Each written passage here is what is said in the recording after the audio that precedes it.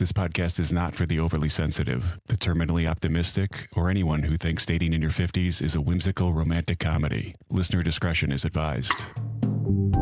Girls Can Tell, the podcast where honesty comes with a punchline. New episodes every Tuesday on all major podcast platforms.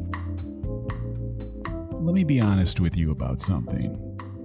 I spend a lot of time on these dating apps, more than I'd like to admit, and over the past year I've noticed something shifting. The profiles have gotten worse. I don't mean slightly worse, I mean downright shitty. And in very specific ways that are so consistent and so widespread that at this point they aren't just individual mistakes anymore.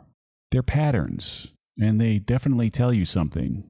So today, instead of talking about chemistry, attachment styles, or why good people make bad decisions in relationships, I'm going to tell you what I'm actually seeing out there on the apps right now and what it says about those of us who are actually paying attention.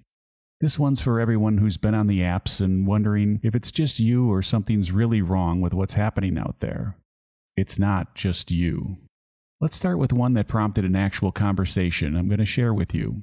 More and more profiles that say things like, here for a genuine relationship, and in this particular case, I'm not interested in casual, looking for marriage, have an Instagram handle sitting right there in the bio. And I want to tell you what that says and what it doesn't say. It doesn't say transparency, openness, or any of the things that the people tell themselves it does. It communicates that you want more followers. That's it.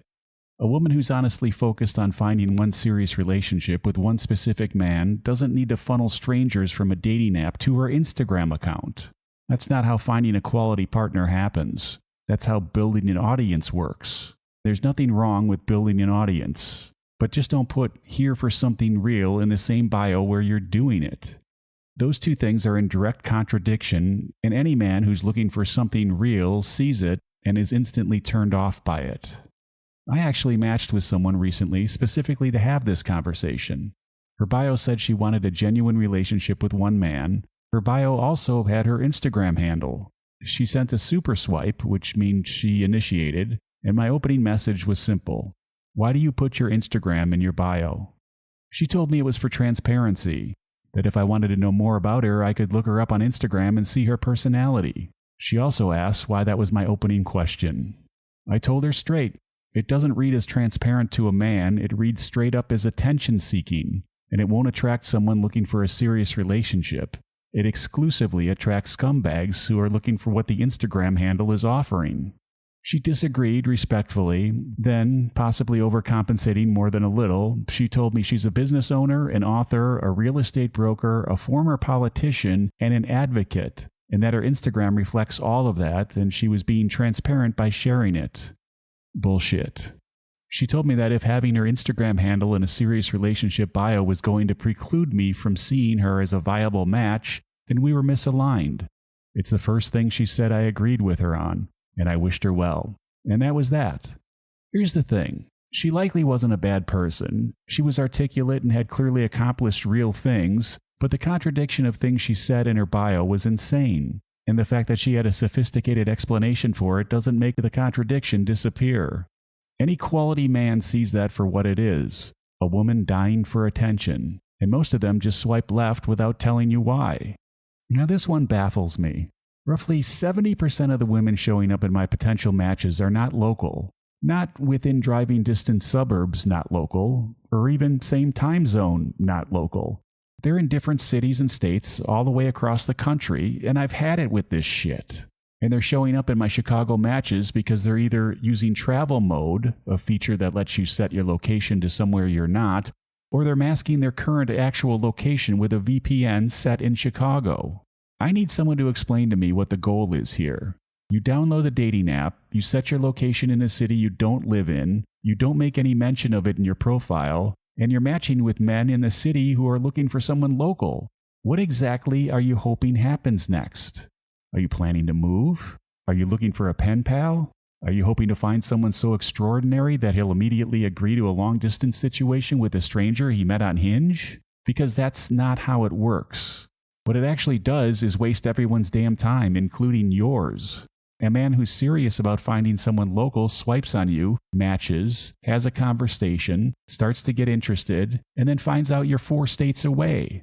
That's a dead end that didn't have to happen. Not exactly a promising start to something. If you want to date someone in Chicago, move to Chicago. If you're visiting and want to meet people while you're here, say that. At least that's honest. It's either that, or they want validation from likes and they weren't getting enough of them locally, so they digitally moved to a new city for a dopamine hit. Using travel mode or a VPN to appear local when you're not is just a way of pissing people off and getting in the way by being part of what's terrible about the apps. Get out of the way. And lying is a terrible foundation for the genuine relationship your bio says you're looking for. I've noticed something interesting about dating profile age errors. They only go in one direction. Women who accidentally enter the wrong age on their profiles are never accidentally older than they actually are. They're always younger. Always. The mistake is explained away in the bio and is always in the direction that benefits the profile. Every single time. Now, nobody needs to advertise their age in a way they're uncomfortable with. That's a personal decision. But if your profile says you're 44 and you're actually 52, that's no mistake. That's a choice you made that starts the entire interaction on dishonest ground. And it tells me that when the truth is inconvenient, you'll just adjust it. And it's one of the clearer character signals a profile can send. That's a big thing. If you can't enter your own age correctly, and only ever in the direction that makes you look better, you're not the woman for me, and probably not for any man who's looking for a decent relationship. Writing about yourself is uncomfortable for some people. I mean, obviously not for me, but most people hate it. Coming up with something interesting and authentic to say in a short bio is hard, and most people either overthink it or give up completely. But the solution, that's somehow worse than both of these options, is letting AI write it for you and then not even reading what it wrote before you post it. Here's how you know. The em dashes, the specific vocabulary, and the sentence structures that are technically correct but don't sound like any human being has ever actually spoken them out loud. And, most telling, the phrase bonus points. If a bio contains the word bonus points, a robot 100% wrote their bio. Beyond the obvious, it matters because a bio is supposed to tell me something about who you actually are, how you think, what you find worth mentioning about yourself, and what your personality is like in written form. If you outsource that to AI because you couldn't be bothered to spend 20 minutes writing 4 sentences about yourself, what you've told me is that you're actually not interested in connecting with anyone. You're interested in having a profile. Write your own bio. Doesn't have to be perfect. Imperfect and human is better than polished and artificial every time. Now, this one I have to give credit for ambition, if nothing else. I came across a profile recently with a photo of a woman standing in front of what was supposed to be the Chicago skyline behind her. Buckingham Fountain in the foreground, the Prudential Building and Willis Tower visible behind her, apparently next to each other. Now, if you know Chicago at all, you know that's not possible. Those buildings are not next to each other. That skyline doesn't exist. Someone took a photo and rearranged the city of Chicago for their dating profile, or just told AI to put them in Chicago and didn't know enough about Chicago architecture to check that what AI came up with made no sense. On one level, this is harmless. It's a photo edit. It's necessary fraud. But on another level, it's a useful data point. That person cared enough about their profile photo to digitally reconstruct an entire city skyline, but apparently didn't consider that anyone who actually lives in that city would immediately notice. That specific kind of obliviousness tells you that they're not actually local, which brings us back to the travel mode problem. Either way, worth noting. The last one is about what happens after the match. You match with someone, you start a conversation, and you quickly realize that you're the only person in the conversation asking questions. You ask something, they answer and don't ask anything back. You ask something else, they answer, still nothing back. You're essentially conducting an interview with someone who showed up without any apparent interest in knowing anything about you. This isn't unique to the apps. It's a fundamental communication problem that's a problem everywhere. But on dating apps, it's insane how much it happens. If you match with someone and you're interested in them, ask them something. Anything.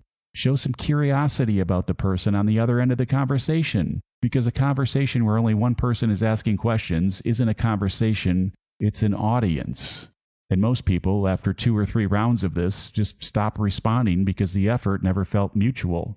Mutual effort is the bare minimum. It's not a high bar, but right now on these apps, it seems like it's too much to ask. The problems I've been talking about don't always end at the profile. Sometimes they roll right into the conversation as well, and sometimes they take a form that's hard to identify because it's coming from an unexpected direction. I matched with someone recently. She initiated, she liked me first, and in her first message, she told me I sounded awfully picky because my profile said I was looking for someone serious, local, smart, and fun. Let that sink in for a second. She pursued me and then immediately criticized what I was looking for. That's a contradiction that says something about how this person operates before you've invested a single minute of real time in them.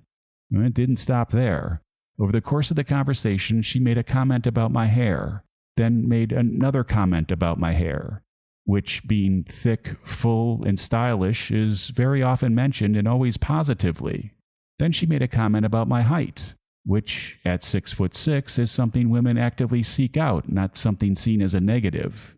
Now, one joke about someone's appearance can be banter. It can be playful. It can be the beginning of a great dynamic where you both give each other a hard time and it's fun. But there's a pattern here that's different from banter.